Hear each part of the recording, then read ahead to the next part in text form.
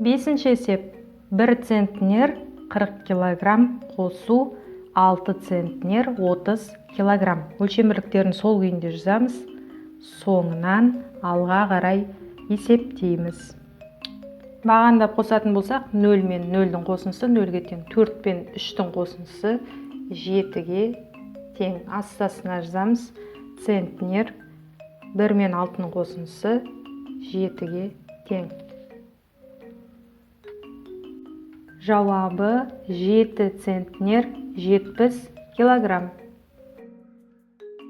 Жетінші есеп саяжай жерінің планы.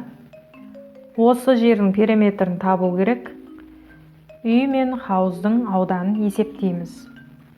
Саяжай жерінің планы тік төртбұрыш пішін. Олай болса, тік төртбұрыш пішінді периметр табу үшін А-ны 2-ге көбейтеміз және Б-ны 2-ге көбейтіп барлығын қосамыз. Яғни ұзындығы мен енін оларды 2-ге көбейтіп барлығын қосуға болады. Осы формулаға сүйене отырып, саяжай жерінің планын табу үшін 15-ті 2-ге көбейтеміз, 30-ға тең қосамыз. 25 пен 2-ның көбейтіндісі 50-ге тең. Енді мына шыққан сандарды бір-біріне қосамыз. Сонда 80 метр.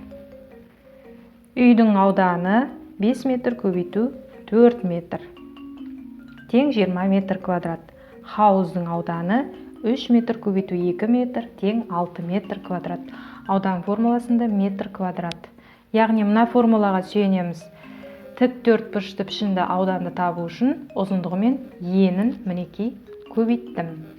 Ал егерде шаршы пішінді ауданды табу керек болса, А мен А-ны көбейтеміз қабырғаларын, немесе бір қабырғасын 2 рет өз-өзіне көбейтуге болады, немесе квадрат түрінде А-ның квадраты деп есептейміз.